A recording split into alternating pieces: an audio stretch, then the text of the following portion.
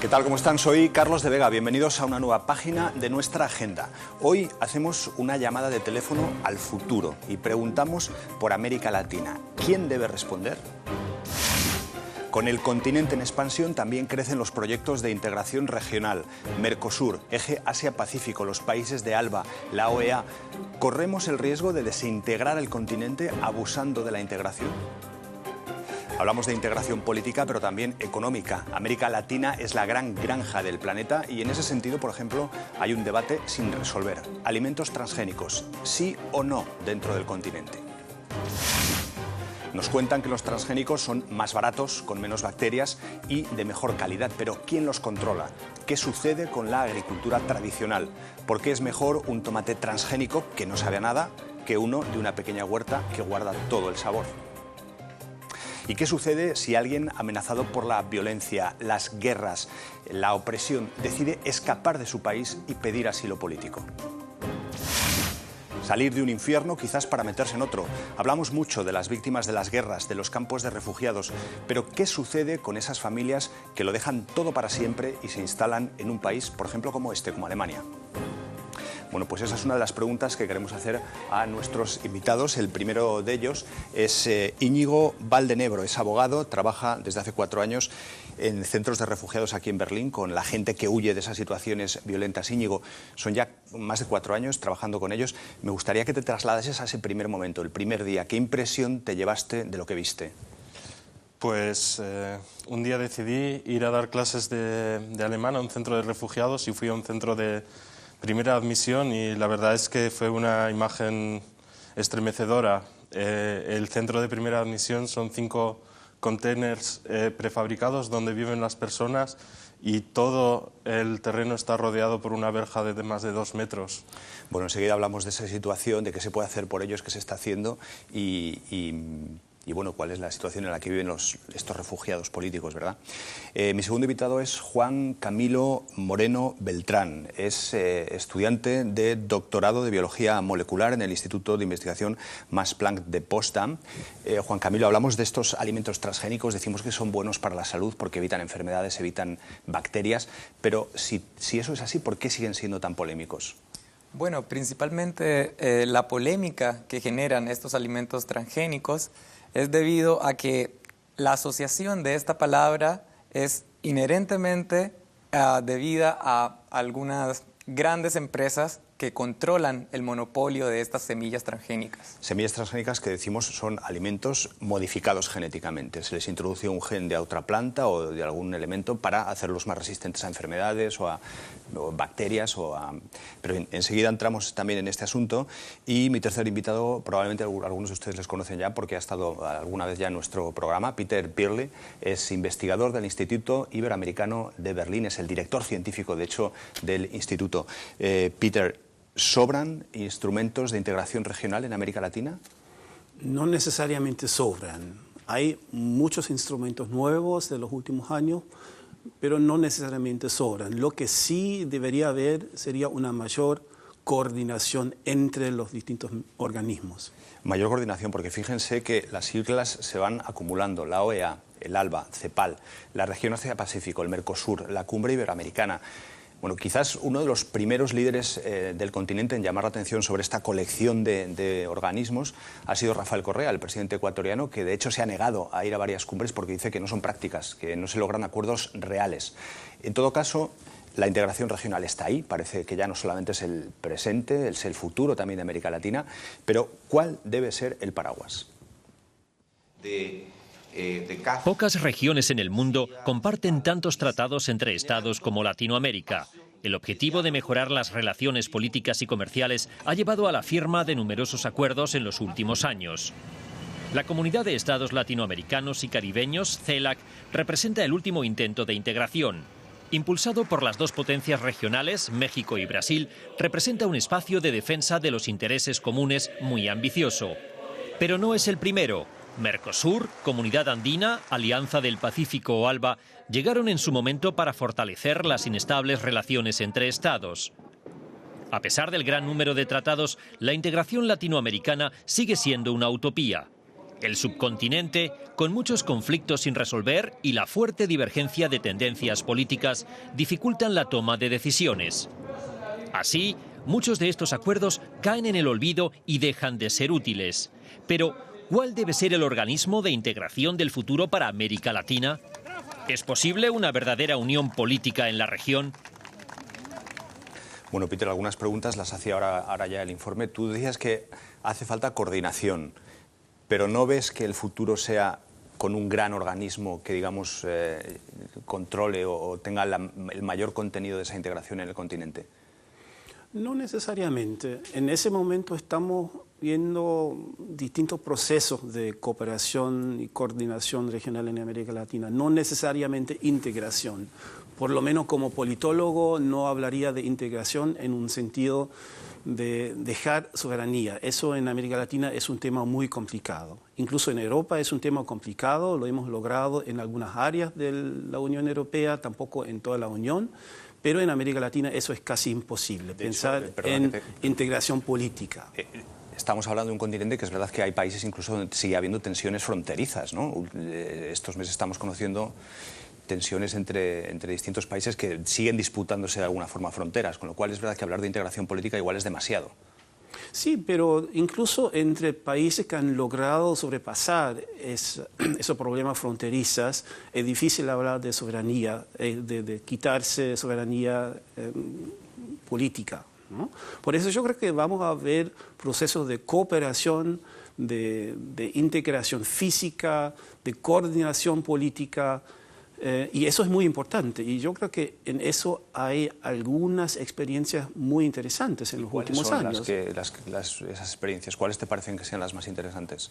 Bueno, yo creo que por un lado UNASUR es una experiencia sumamente interesante porque si bien tal vez todavía no tiene una agenda positiva, sí ha ayudado mucho en sobrepasar conflictos en la región en los últimos años. Y bueno, lo más reciente, la CELAC, la Comunidad de Estados Latinoamericanos del Caribe, que de alguna manera siguió al Grupo de Río y que también de alguna manera volvió a tener México dentro de los organismos regionales, es una experiencia muy interesante. Vamos a ver qué agenda CELAC va a tener en el futuro. De todos modos, lo que estamos viendo también es un cierto deseo por parte de muchos gobiernos latinoamericanos de tener organismos regionales propios, sin Estados Unidos. Claro, ¿no? Excluir un poco a los Estados Unidos. No necesariamente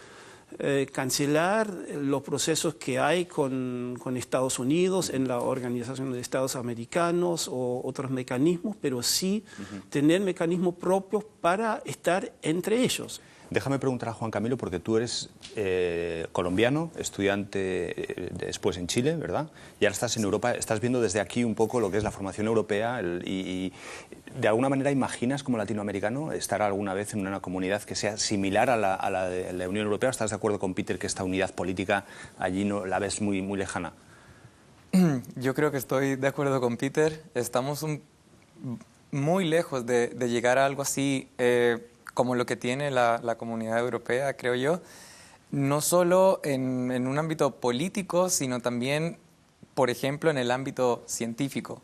Si bien distintos países de Sudamérica están en proceso de desarrollo, se necesita mucha investigación, educación y una política correcta para poder aspirar a algo como lo que tienen acá en la comunidad un poco a la europea. movilidad entre científicos, compartir proyectos, el poder estudiar o ir a un país que eso, a ese nivel sí que Europa yo creo que ha avanzado bastante, ¿no? En cuanto al intercambio de estudiantes y proyectos académicos. Por supuesto, eso es algo vital. Y la calidad de la educación, donde ahora actualmente en Chile, por ejemplo, en Colombia y en otros países suramericanos hay grandes problemas con la educación básica, educación primaria, y se necesitan muchas reformas para lograr una educación igualitaria para todos y que de esta forma tengamos las herramientas o que todos los jóvenes de distintos países tengan las herramientas para aspirar a una buena universidad. Peter, me gustaría también, porque desde fuera de América Latina a veces tenemos la impresión de que esta integración regional está por una parte los países bolivarianos, digamos, y por otra parte los que no lo son, y que se está creando como una especie de división entre un tipo de país y otro y las agrupaciones que hacen entre ellos. No sé si eso es real o es una imagen falsa del futuro de América Latina. Vaya. Es complicado. Porque sí, tenemos los países de ALBA, pero algunos de esos países de ALBA también están, o prácticamente todos están participando también en otros mecanismos de cooperación, ¿no? No todos quieren participar en ALBA. Y sí tenemos grandes diferencias ideológicas entre distintos gobiernos en América Latina. Pero lo interesante y lo importante es que a pesar de esas diferencias ideológicas que existen, hay mucho más cooperación que lo había hace 20, hace 30 años, ¿no? Hay que imaginarse que ahora en CELAC la Secretaría pro tempore cambió de Chile, de Piñera, al Cuba de los Castro. Así que tenemos los extremos ideológicos en eso, pero a pesar de eso están cooperando. Y eso me parece muy importante. Otro punto que me parece interesante, que hablas de la forma de que excluir a Estados Unidos o considerarlo como un actor con menos importancia que hasta ahora, en contraposición con el protagonismo que empieza a tener China también, ¿no? Todo el eje pacífico, mirando hacia Asia, la importancia que China tiene en las economías de América Latina. ¿Se está basculando un poco todo hacia Asia de una forma igual a lo mejor un poco hasta exagerada, olvidándonos de los amigos, entre comillas, del norte y yéndonos a los amigos del Pacífico? No sé, yo creo que son dos procesos distintos. Nadie piensa en integrar a China a UNASUR o a CELAC, ¿no? Yeah. Pero sí hay mucho interés en China como un actor económico, ¿no? En el intercambio comercial con China y también en China como un posible inversor en América Latina, eso sí. Pero por supuesto también sigue habiendo mucho interés económico, incluso político en Estados Unidos, que no es olvidado, ¿no? Pero repito, creo que es bien entendible que los gobiernos latinoamericanos quieren mecanismos regionales para primero discutir entre ellos. No quieren cancelar los procesos hemisféricos, pero hay una necesidad de esos mecanismos regionales. El gran interés por el Asia-Pacífico sí se muestra, por ejemplo, ahora en el nuevo organismo o mecanismo de cooperación del Arco del Pacífico. Sí, ¿no? Está Australia y Japón, por cierto, también creo. No, en el Arco del Pacífico están Colombia, Perú, México y ¿cuál es el cuarto? Chile. ¿No? Pero hay algunos gobiernos latinoamericanos o estados latinoamericanos que están también como miembros en APEC, en la cooperación del Asia-Pacífico ya desde algunos años. Íñigo, ¿querías decir algo?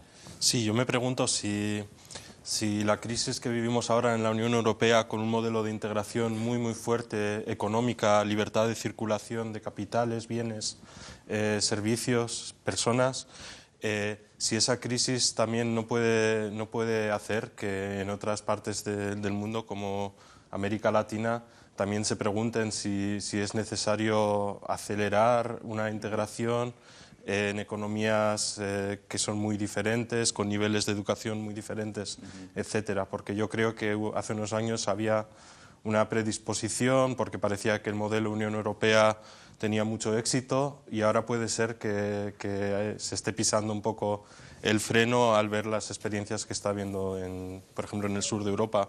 Peter.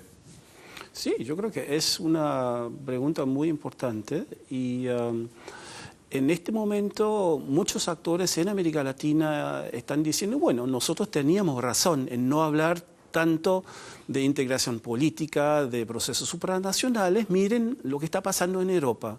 Incluso hoy día hablar de una moneda única en América Latina creo que no es un tema, ¿no? En ese sentido, la experiencia europea puede servir no como modelo, sino como experiencia, y porque se puede aprender también mucho de los errores de otros, ¿no? El modelo de integración europea para la misma Unión Europea durante muchos años sí ha servido como de alguna manera un producto de exportación, ¿no? Porque la Unión siempre pensaba que sería posible crear mecanismos regionales en otras regiones del mundo a la europea, ¿no? El Pacto Andino o la hoy Comunidad Andina es un ejemplo de un mecanismo creado a la europea. Nunca ha funcionado a la europea, ¿no? Y tal vez hoy día sabemos que lo que los latinoamericanos pueden aprender de Europa en proceso de integración no es adoptar los modelos o los mecanismos, sino entender que lo que Europa ha logrado es encontrar su camino, ¿no? Así que yo creo que América Latina también tiene que encontrar su camino en integración y cooperación regional, y puede ser que al final habrá una organización, pero para los años que vienen yo creo que va a haber muchos procesos a la vez en distintos niveles, y está bien así.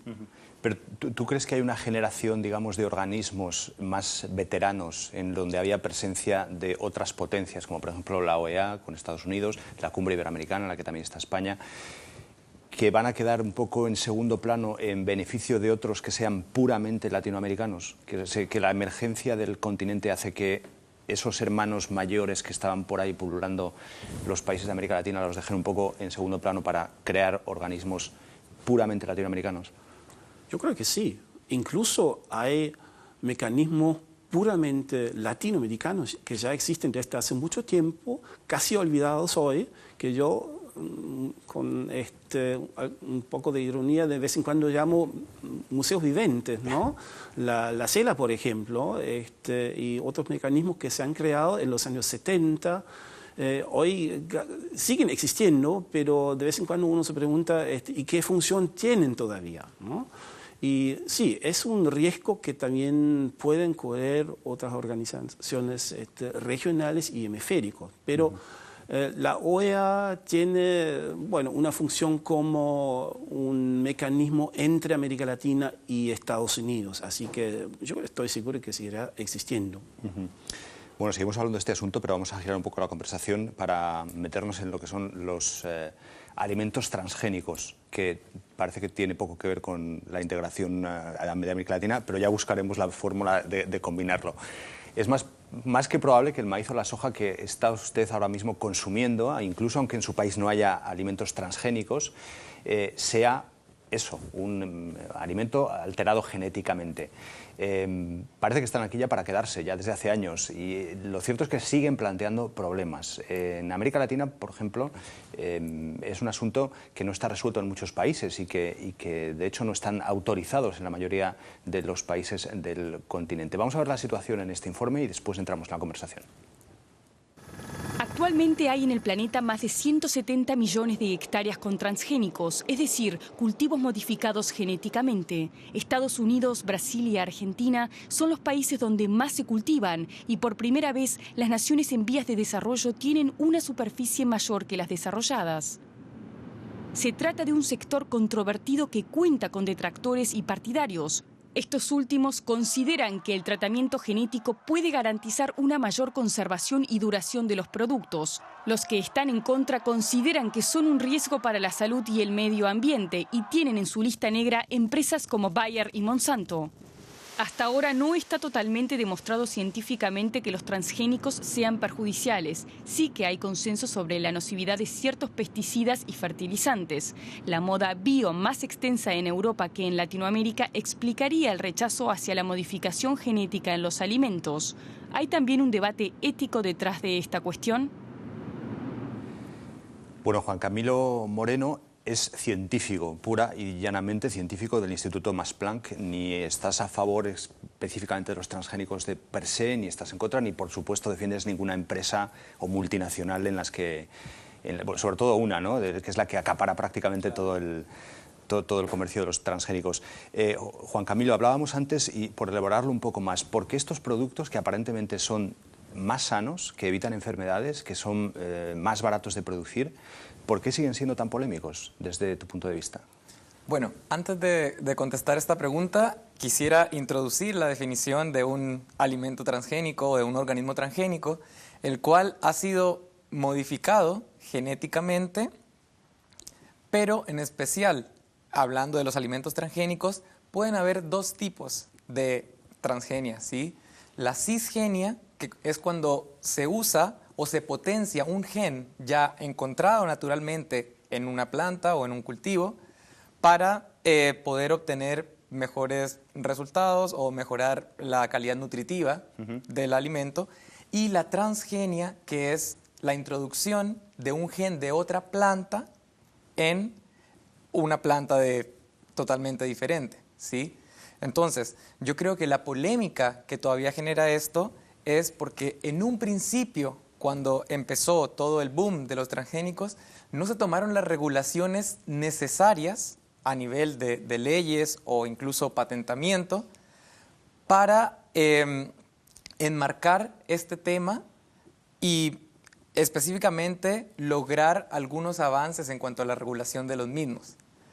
¿Te refieres a como limitar, por ejemplo, lo que pueda tener el mercado que pueda tener una empresa como Monsanto, que acapara prácticamente todo el universo de los transgénicos, ¿no? Correcto. Eso que tiene mucho que ver también con el patentamiento de unas semillas, variedades de semillas, que hace unos 30 años o 40 años no había sido pensado por nadie.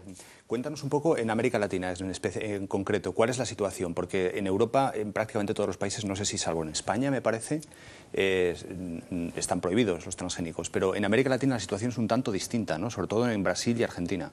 Claro. Por ejemplo, el último estudio que se realizó hablando de el porcentaje de área cultivable de transgénicos, indica que entre los primeros 10 países hay 4 países suramericanos en esto. Sería, después de Estados Unidos, que es el primer productor de transgénicos, sería Brasil y en tercera instancia Argentina. Después, en octavo lugar y 10º, Uruguay y Paraguay. Por lo tanto, Suramérica aparece como un gran actor en cuanto a cultivos transgénicos. Por otra parte, por ejemplo, en Chile hay regulaciones específicas que indican que los alimentos transgénicos no pueden ser cultivables y con fines de ser consumidos en Chile. Sin embargo, como hablábamos anteriormente, Argentina es uno de los mayores productores de soya transgénica y de una manera u otra, todos los productos derivados de esta soya van a ser consumidos, ya sea por Chile o por otros países vecinos. Así que de manera indirecta estamos consumiendo transgénicos y tal vez la gente no lo sabe. Otra de las polémicas que tienen estos alimentos es el tema de las patentes, ¿no? Monsanto produce la semilla, la vende al campesino y le prohíbe a ese campesino reutilizarla al año siguiente como se hacía de forma tradicional, guardar parte de la cosecha para después replantarla. Y esa es una de las polémicas que acompaña todo esto, que al final es un control el que la empresa tiene sobre los campesinos y sobre la agricultura tremendo, ¿no? Claro, por supuesto. Este es un gran problema, ya que como tú bien dices, estas variedades de semillas están patentadas. Las patentes generalmente duran 10 años, pero mientras no se puedan liberar estas semillas, va a existir una dependencia entre los campesinos o los agricultores con este tipo de grandes compañías que tienen el monopolio de las semillas transgénicas. No sé si me gustaría abrir el debate porque es un tema del que probablemente todos tenemos opinión, ¿no? Sobre los alimentos transgénicos. A mí lo primero que se me viene a la cabeza es que desde hace unos años nada sabe a nada.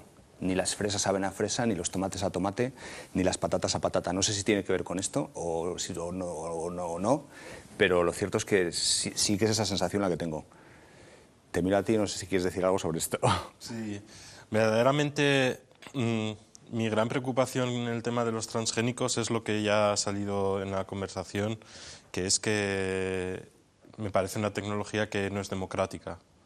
No es una tecnología que pues, pequeñas cooperativas puedan llevar a cabo, sino que hay unas multinacionales, principalmente una multinacional, Monsanto, que controla el negocio.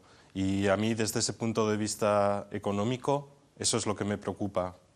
Naturalmente, si va a haber otras consecuencias para la salud, etcétera, es necesario que se investigue, pero a mí simplemente una nueva forma, un nuevo boom económico en un sector donde ya se está viendo que va a estar en manos de muy pocas personas, eso ya en sí no me gusta, porque yo creo en una economía mucho más diversa y mucho más accesible para todas las personas.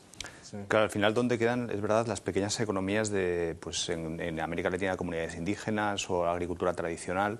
Es complicado sobrevivir cuando hay un gigante. Yo no sé si tienes la cifra de cuál es el porcentaje de cuota que Monsanto tiene del mercado de los transgénicos. Bueno, se habla de alrededor del 90% de las semillas transgénicas que tiene Monsanto. O sea, prácticamente todo. Prácticamente todo. Y el resto se reparten entre Pioneer, DuPont, Bayer y otras empresas, pero la principal empresa es Monsanto. ¿Y de eso el ALBA o el UNASUR no hablan? Yo creo que eso no es tema entre ellos, no hablan de eso. Yo comparto lo que dijiste tú sobre los desafíos y los problemas, y además creo que un peligro más es que vamos perdiendo plantas tradicionales, ¿no? Que muchas veces, yo me acuerdo que aquí en Europa muchas sortas de papas tradicionales ya no era posible durante un tiempo cultivarlas, ¿no? Porque eran los grandes que estaban dominando el mercado. Uh-huh. Es curioso porque parece como, por lo menos aquí en Europa, ¿no? Se está creando como un doble nivel. La gente que tiene más poder adquisitivo está volviendo al campo, a los pequeños alimentos cultivados en granjas que te lo traen a casa, y los alimentos más para gente con menos capacidad adquisitiva son estos más transgénicos, más de consumo. Al final, yo no sé si comer bien o comer más sano, que tendría que ser lo básico, se está convirtiendo en una cuestión de lujo, ¿no? Claro, pero antes de eso quisiera aclarar algo, que tú dijiste que hace un tiempo ya no tenías eso te lo quería preguntar. Sí, porque sí, eso es importante. No sabe a tomate. Eso es importante. Los alimentos transgénicos, claramente tú puedes obtener distintos alimentos transgénicos. Como yo te decía anteriormente, hay alimentos transgénicos de primera generación, los cuales fueron modificados, por ejemplo, para obtener resistencia a un herbicida o resistencias a alguna peste, a resistencia a hongos, a virus, pero hay organismos transgénicos o alimentos transgénicos de segunda generación, los cuales son modificados para específicamente obtener por ejemplo, un aumento en su contenido o en sus niveles nutricionales, ¿sí? Entonces, se han realizado distintos estudios que demuestran que, por ejemplo, la introducción de un gen para mejorar el contenido de, en este caso, carotenoides, por ejemplo, que son moléculas provitamina A, precursores de la vitamina A, no cambia o no modifica el sabor de estos productos, por ejemplo. O sea, que no depende de que sean transgénicos o no, digamos. No. Al ser alimentos tan modernos, yo me planteo la duda de si los riesgos para la salud que puedan tener el hecho de que al final sean modificados, realmente no les tengamos calculados porque todavía no les podemos conocer, porque no han pasado suficientes años como para... Tú me dices que sí, probablemente tú no tomas ni un transgénico o los intentas evitar, ¿no? ¿Quién sabe? Porque tal y como yo tengo entendido, es muy difícil ahora mismo para el consumidor saber si el producto que está consumiendo tiene alguna relación con el transgénico. La leche que compro en el supermercado, pues las vacas que han dado esa leche, ¿cómo se han alimentado o cómo se les ha alimentado? Cuando yo veo que pues, España, Alemania, que los principales exportadores a España y a Alemania son Brasil y Argentina, tengo que pensar automáticamente en la soja transgénica. Uh-huh. Entonces digo, igual la leche pone que es la leche de una región de aquí, pero lo que las vacas han comido, pues puede que no. Entonces, ¿quién está libre ahora mismo de saber si está consumiendo indirectamente algún transgénico? Juan, antes de cambiar de tema. Sí. Claro, y no solo eso, que por ejemplo, en España es el principal productor de transgénicos de acá de la zona europea. Y eso también, como tú bien decías, estos alimentos transgénicos generados en España, sobre todo maíz y en menor porcentaje también soya, también son utilizados como pienso para el ganado y distintos animales. Entonces, la regulación que hay, tanto acá en Europa como en Sudamérica en general, es que cada producto envasado o empaquetado debe tener una etiqueta donde si el alimento contiene más de un 0,9% de algún ingrediente con contenido transgénico, esto debe ser indicado en la etiqueta, y esto es una buena regulación por parte de los gobiernos o de la ley, ya que de esta forma no están dividiendo en dos, como tú decías, que unas personas van a comer alimentos no transgénicos y otras personas van a comer alimentos transgénicos. Cada persona puede tener su opinión y decidir qué prefiere En cualquier caso, es un debate abierto con múltiples puntos. Hay otro que no hemos tratado que podríamos haber abordado, y es el hecho de que las propias empresas de transgénicos defienden, ¿no?, que con cosechas garantizadas, con alimentos resistentes a las plagas, con maíz que resiste las insecticidas, es mucho más fácil alimentar a mucha más gente y probablemente se haya reducido el hambre a lo mejor en algunos territorios del planeta. Es uno de los argumentos que utilizan siempre las empresas de transgénicos, que lo dejo aquí simplemente para que ustedes también lo tengan en cuenta como uno de los puntos que se debaten siempre en este asunto. América Latina es tierra, ha sido tierra desde hace tiempo ya de asilados políticos que han recurrido a algunos de sus países para acabar allí. El caso más reciente probablemente le conocen todos ustedes, Julian Assange, que ha sido acogido por la Embajada Británica en Ecuador, y un caso del que probablemente también se acuerdan muchos es el dictador Stroessner, que se acogió por Brasil hasta que murió prácticamente. Son casos llamativos de gente conocida que entran dentro de ese concepto de asilado político, pero vamos a hablar de otros, de las familias que huyen de las guerras, de las gentes que escapan como pueden de los infiernos que están viviendo en sus países. ¿Para qué? ¿Para encontrarse con un paraíso? Buscan un lugar seguro para vivir, pero muchos no saben que su situación apenas mejorará en el país de acogida. El Alto Comisionado de Naciones Unidas para los Refugiados, ACNUR, alerta constantemente sobre la delicada situación de estas personas. El último informe revela graves carencias para el 1.400.000 refugiados sirios. En Alemania viven cerca de 130.000 solicitantes de asilo. Su integración en la sociedad está lejos de ser realidad, aislados en centros, sin la posibilidad de viajar ni de trabajar y marginados por la sociedad. A menudo dependen de ONGs para llevar una vida digna. Esto ha sacado a la calle a miles de personas en todo el país. Jóvenes solidarios locales y refugiados llegaron en octubre a Berlín en una caminata de 600 kilómetros desde el sur de Alemania. Reclaman la mejora de las condiciones de vida de este olvidado colectivo. Hablamos de ellos porque parece que son como el último eslabón, ¿no? Que cuando hablas de que alguien ha ido a Alemania como asilado político, se ha resuelto ya el problema, ya no es una víctima de la guerra, ya no está sufriendo la violencia del país, y sin embargo el problema aquí continúa, ¿verdad? Sí, en efecto. Tú llevas cinco años trabajando con ellos y nos contabas que la primera sensación que tuviste fue ver unos containers donde estaban allí encerrados y malamente mantenidos.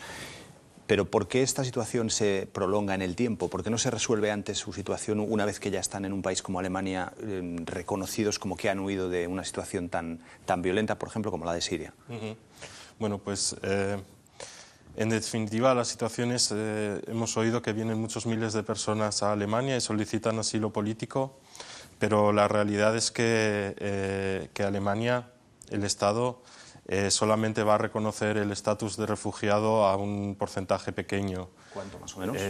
Pues el mejor estatus, por así decirlo, el estatus en base al Grundgesetz, a la ley fundamental alemana, es más o menos el 3%, y luego hay otra serie de posibilidades de quedarse aquí con diferentes derechos, y ahí estaríamos hablando ya de un 15 o un 20%. Pero ¿qué pasa con el otro 80%? Donde el Estado alemán parte de la base de que esa persona no va a recibir el estatus de refugiado y por lo tanto no va a tener un derecho de residencia. Porque, ¿qué es lo que se les exige para ser refugiados? ¿No basta con decir soy sirio, vengo de Siria, quiero huir de mi país? Para nada. Eso es muy importante porque es una cosa que la mayoría de la gente no sabe. Para recibir el estatus de refugiado, la persecución tiene que ser individual. Es decir, tú tienes que probar, la carga de la prueba reside en el solicitante, que esa persona en sí está siendo perseguida por algo que ella ha hecho. Por poner un ejemplo, si una persona de Irán puede demostrar que es miembro de un partido político que es perseguido por el régimen de los mulás, esa persona probablemente vaya a recibir asilo político. Si una persona, sin embargo, argumenta que vive en un pueblo que en el marco de una guerra civil ha sido bombardeado, cuyas casas han sido destruidas y no tenía ningún sitio donde ir, esa persona no va a recibir asilo, porque se parte de que es una persecución o que es una mala situación general, pero no de la persona individual. Entiendo que eso es lo que sucede en Europa, por lo menos en Alemania, pero nuestro público está en América Latina. ¿Este concepto, digamos, se repite en todo el planeta? Si alguien pide asilo político en Colombia o en Venezuela o Argentina, ¿van a exigirle lo mismo? Sí, en principio esto es lo que está recogido en la Convención del Refugiado. Pero naturalmente en la Unión Europea pues hay una armonización de estos derechos, de este derecho o este procedimiento de asilo, y en otros países hay otras condiciones para recibir a la gente. Y ahí sí que tengo que decir que precisamente los países más pobres o los países que no tienen tantas posibilidades económicas como Alemania reciben a muchos más refugiados que los países de la Unión Europea, algo que no se sabe. Si miramos las estadísticas, yo estoy seguro que uno de los países que más refugiados admite pues sería, por ejemplo, Tanzania, en el momento en que había conflictos en el Congo o en Ruanda, o Pakistán en el momento de que se produjo la guerra de Afganistán. Ese proceso del 15 o del 20, o sea, del 75% casi que queda fuera del... ¿Qué pasa con ellos? ¿Se quedan en tierra de nadie? ¿Vuelven a sus países? ¿O cuál es el futuro? Pues ahí empieza una lucha soterrada entre el Estado alemán, que va a intentar que esas personas, en el mejor de los casos, se vayan voluntariamente, o en el peor de los casos los va a expulsar, y una lucha entre las personas que han venido a Alemania para tener una vida mejor y van a intentar quedarse aquí y gozar aquí de derechos, pues educación para los hijos, salud, etcétera, que en sus países no pueden tener. Tú eres abogado, trabajas también como abogado con refugiados. Cuéntanos un caso que te haya llamado especialmente la atención del sinsentido que puede tener todo este proceso visto desde fuera, ¿no? Pues tengo un caso de una mujer de Siria. Esta mujer ya estuvo en Alemania hacía años, en Berlín, y su hermano está con una residencia legal en Berlín. Pues esta mujer ahora, en el marco de la guerra civil que se está produciendo en Siria, ha venido a Alemania, ha presentado solicitud de asilo en Berlín, y el Estado alemán le ha dicho que durante el procedimiento de asilo tiene que irse a Chemnitz, que es una ciudad de Sajonia. En Chemnitz va a tener que vivir en un centro de refugiado que va a tener que ser sufragado por el Estado alemán, y si ella le hubieran permitido durante el procedimiento de asilo quedarse en Berlín, se hubiera quedado en casa de su hermano, claro, que hubiera podido, claro, aparte de conservar la unidad familiar, hubiera podido darle un techo y no el techo de un centro de refugiados. Es decir, el Estado alemán está dispuesto hasta a perder dinero teniendo que sufragar los gastos de esa mujer, solo con el objetivo de que esa mujer no eche raíces en Alemania y en un momento dado se vuelva a Siria. Peter, la verdad es que cuando descendemos a las historias, ¿verdad?, de los grandes conflictos, como por ejemplo el de Siria, encontrarte con situaciones de estas es llamativo, ¿verdad? El drama continúa hasta hasta en ejemplos como este, ¿no? Yo creo que el drama es exactamente en eso que mencionaste, ¿no? Porque por un lado es entendible que el Estado está averiguando todos los casos, pero el gran drama para mí es esa situación durante el procesamiento, ¿no? Ese aislamiento de la gente, y eso es algo que no entiendo, eso es algo que yo creo que rápidamente habría que cambiarlo. ¿Y se puede cambiar? Es decir, veíamos la manifestación de gente que estaba protestando. ¿Hay posibilidades de cambiar algo así o es una cosa complicada? Es complicado, pero estamos trabajando para cambiarlo. Tenemos una idea diferente de cómo puede ser la situación. ¿Y cuál sería esa idea? ¿Por dónde iría, digamos? Pues en casos concretos, por no hablar ya de las grandes ideologías, es evidente que los centros de refugiados suponen una merma total de las condiciones psicológicas e incluso físicas de las personas. ¿Por qué no que esas personas puedan estar en viviendas? Cuando hay hasta estudios que se han presentado en el Parlamento que dicen que alojar a esas personas en viviendas sería más barato para el Estado que tenerlos en centros de refugiados. Uh-huh. Pues con esas medidas ya se podría mejorar la situación. Uh-huh. Juan Camilo, no sé si quieres decir algo sobre este tema, que se nos acaba el tiempo. Del 80% que no consigue el asilo, supongo que hay algunas personas que deciden aventurarse y quedarse acá, porque prefieren quedarse acá siendo, entre comillas, perseguidos o sin permiso, que volver a, como tú decías, el infierno que están viviendo en sus tierras natales. ¿Qué pasa con esta gente? Pues, en primer lugar... un poco tiempo, 30 segundos. Sí. Pues hay muchas veces donde la expulsión no se puede llevar a cabo porque Alemania no tiene los instrumentos para ello. ¿Y los que se quedan con un sí o un no se convierten en ciudadanos alemanes al 100%? Después de 8 años de residencia legal es posible obtener la ciudadanía. Complicado proceso en cualquier caso. Gracias a los tres por estar aquí, 3 temas apasionantes. Como siempre nos quedamos cortos de tiempo, así que igual hasta tenéis que incluir la semana que viene. Gracias a ustedes por estar ahí. La semana que viene volveremos con estos invitados o con otros que sean tan interesantes y con temas tan apasionantes como los de esta semana. Gracias.